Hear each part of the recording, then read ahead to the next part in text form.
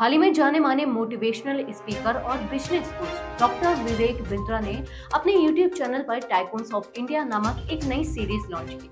इस सीरीज का उद्देश्य देश के प्रमुख उद्योगपतियों की सफलता की कहानियों के माध्यम से युवाओं को प्रेरित करना और बिजनेस की बारीकियों को समझाना है। इस सीरीज के पहले एपिसोड में डॉक्टर बिंद्रा ने स्टील किंग के नाम से मशहूर लक्ष्मी नारायण मित्तल की कहानी साझा की। आज की रिपोर्ट में हम बात करेंगे डॉक्टर विवेक बिंद्रा की लॉन्च की टाइकून्स ऑफ इंडिया सीरीज के बारे में और जानेंगे लक्ष्मी नारायण मित्तल की प्रेरणादायक कहानी के बारे में। नमस्कार, मैं विजयश्री स्वागत करती हूँ आपका यूपीई न्यूज में, जहां हम न सिर्फ खबरें लाते हैं बल्कि उसका बारीक और सटीक विश्लेषण भी करते हैं। लक्ष्मी नारायण मित्तल की गिनती दुनिया के सबसे सफल बिजनेसमैन में होती है। उनकी कंपनी आर्सेलर मित्तल दुनिया की दूसरी सबसे बड़ी स्टील निर्माता कंपनी है। मित्तल का सफर संघर्षों से भरा रहा, लेकिन उन्होंने अपने मजबूत इरादों और मेहनत से खुद को उद्योग जगत का बड़ा नाम बना लिया। 2005 में मित्तल दुनिया के तीसरे सबसे अमीर व्यक्ति भी बने थे, जो उनकी सफलता का बड़ा प्रमाण है। लक्ष्मी नारायण मित्तल की शुरुआती जिंदगी के बारे में अगर हम बात करें तो आपको बता दें कि लक्ष्मी नारायण मित्तल का जन्म राजस्थान के एक छोटे से गांव सदुलपुर में हुआ था। उनका परिवार आर्थिक रूप से बेहद साधारण था। बाद में उनके पिता मोहनलाल मित्तल कोलकाता चले गए, जहां परिवार एक छोटी से कमरे में रहने लगा। 9 लोगों का यह बड़ा परिवार तंग हालात में जीवन यापन करता था। मित्तल की पढ़ाई एक साधारण हिंदी मीडियम स्कूल से हुई थी। लक्ष्मी मित्तल ने कठिनाइयों के बावजूद अपनी शिक्षा पर ध्यान केंद्रित रखा और 12वीं की परीक्षा में टॉप किया। इसके बाद उन्होंने कोलकाता यूनिवर्सिटी से ग्रेजुएशन किया, जहां वे फिर से टॉपर रहे। उनके पिता का कोलकाता में स्टील का छोटा कारोबार था, जिसे लक्ष्मी मित्तल ने अपनी मेहनत और कड़ी लगन से विस्तार दिया। अब बात करते हैं बिजनेस में उनकी सफलता की राह के बारे में। डॉक्टर विवेक बिंद्रा ने अपने वीडियो में बताया कि मित्तल की सफलता की सबसे बड़ी वजह उनकी अनोखी बिजनेस स्ट्रैटेजी रही है।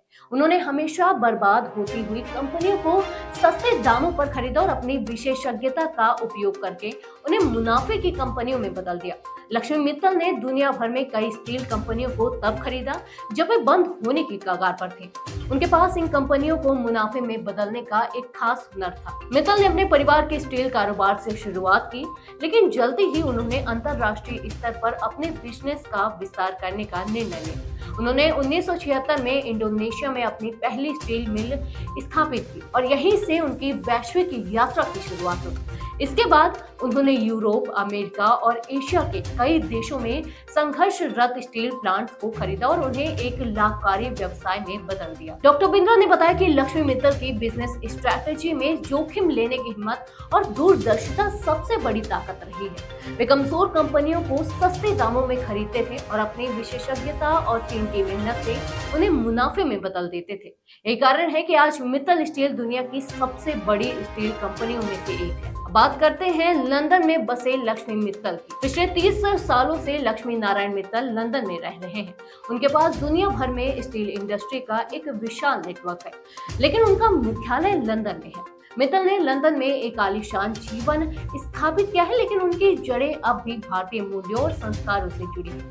लक्ष्मी मित्तल की सफलता की कहानी सिर्फ एक व्यक्ति की नहीं, बल्कि उस संघर्ष, मेहनत और समर्पण की है जो उन्हें एक साधारण परिवार से उठाकर दुनिया के सबसे बड़े बिजनेस टाइकून में बदलने में मददगार साबित हुई। डॉक्टर बिंद्रा के अनुसार मित्तल की यह कहानी हर उस युवक के लिए प्रेरणादायक है जो किसी भी परिस्थिति में हार नहीं मानता और लगातार अपने लक्ष्य की ओर बढ़ता रहता है। उनकी इस सफलता से यह भी सीखा जा सकता है कि सही समय पर लिए गए फैसले और दूरदर्शिता कैसे किसी साधारण व्यक्ति को असाधारण बना सकते हैं। लक्ष्मी नारायण मित्तल की जीवन यात्रा एक प्रेरणा स्रोत है, जो यह दिखाती है कि कैसे कठिनाइयों और संघर्षों से जूझते हुए भी ऊंचाइयों को छुआ जा सकता है। तो यह थी हमारी आज की खास रिपोर्ट। आपको ये कैसी लगी?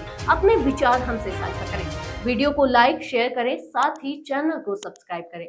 यूपी न्यूज लाता रहेगा देश विदेश से जुड़ी ऐसी ही खबरें। तब तक के लिए धन्यवाद।